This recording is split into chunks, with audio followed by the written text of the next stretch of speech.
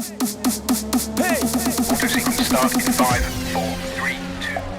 to introduce myself, I'm Caroline Meehan, the Northern Director at Federation of Master Builders. And I'm also Vice Chair on a regional group called Construction Alliance Northeast. Construction is kind of second lowest next to agriculture in embracing digital. And that doesn't surprise me. You're all out on sites, you know, you're working, you work with your hands, you're busy in your days. Not many people have the resources to dedicate to digital PR, but it can be quite simple. And I think once you've embraced it and built that into your business growth strategy.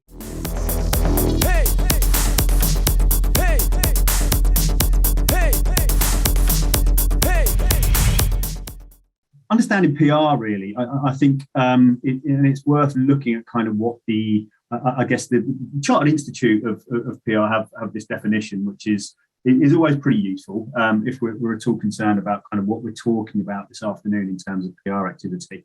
It is about reputation. You know, it's the results of what you do, what you say, and what others say about you. More importantly, because that, you know, with the advent of social media, you're not always in control of the things that are said about you. People will have opinions now, and you know, you've seen the rise of things like TripAdvisor as you know, can make or break hotels or restaurants. So you're not always in control of that now, and public relations is that discipline which looks after reputation, with that aim to sort of help people understand who you are and what you do, and support and influence that opinion, and hopefully create positive behaviours that kind of your customers will align themselves with you. Just looking at kind of what's the landscape currently, and the importance of digital and where PR fits into that, because, you know, as we know, audience behaviour has changed, and digital tells us a lot now, and I don't think there's any shocks at all on this particular slide around you know, the number of adults who use online search now to find out information about a brand. It is no surprise that kind of more than 9 in 10 of us will kind of head to Google to go and do our research on whatever that may be.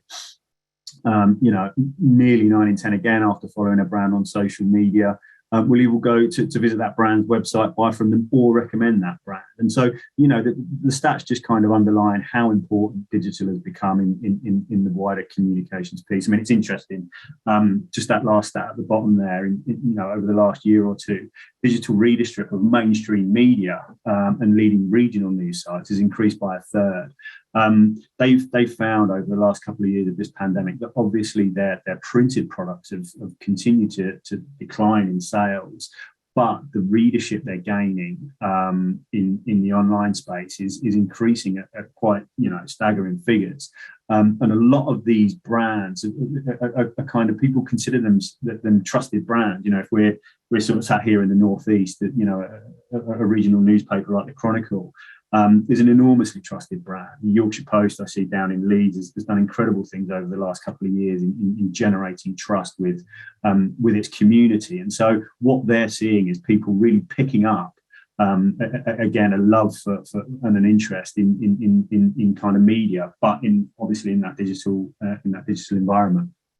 So talking about reputation and kind of the importance of digital, what I guess we want to ask ourselves, what is our online reputation? And kind of, some of us I know will be sat here going, well, absolutely nothing, because we do nothing online. And so, you know, you can sort of draw your own conclusions if you can't be found online, what your potential customers might be thinking about that, if they find a competitor who has, I don't know, a Facebook page full of great sort of, images of projects they've just completed.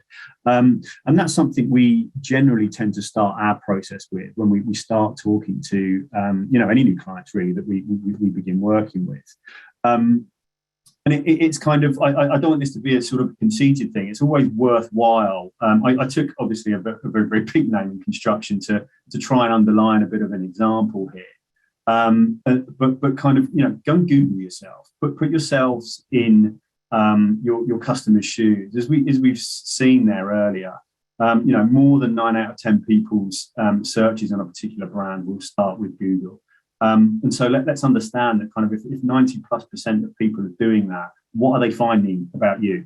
And you know, in this example, we sort of picked Taylor Wimpey. I'm sort of really hope no one's on from Taylor Wimpey, but it is kind of a relatively kind of, you know, clean front page. It's got all the right facets to it. That you can see there's some ad activity up the top there as number one.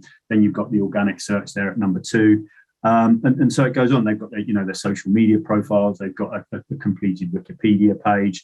But what we tend to find as we get into this, and this is where kind of media influence really will start to become more and more important a little bit, is that we see this entry here from The Guardian. And sort of an article that you sort of all were reading as a headline here, so we'd have to look into it a little bit more. But that's something beyond their power. That you've got The Guardian there looking at a story around Taylor Wimpey, and what that's done is that's infiltrated Google's front page, because Google sees Guardian as a particularly influential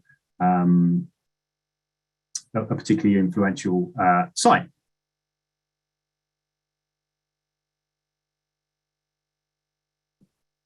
Moving on a little bit further from that, and kind of what we see, and certainly in a PR sense, I think that second tab along, after you've clicked on the kind of, if you look at Google and then you've got those tabs along across there, you've now got this news tab, and that gives you straight away kind of a bit of a snapshot, I guess, and a bit of a media perception of kind of what is going on in the news around your particular business. And so these are things we look at very, very early on with clients. And again, it sort of starts to flag things with clients. And it's something you can do yourself, just to see what you might find about yourself. And kind of generally what we will do is look at those and go, okay, well, look, we've got some really positive things there, but there are also one or two things that might concern us as well. So that then forms the basis of kind of what we start to look at to say, okay, well, look, these are the things that we want to start infiltrating on Google. If this is your front page, if this is your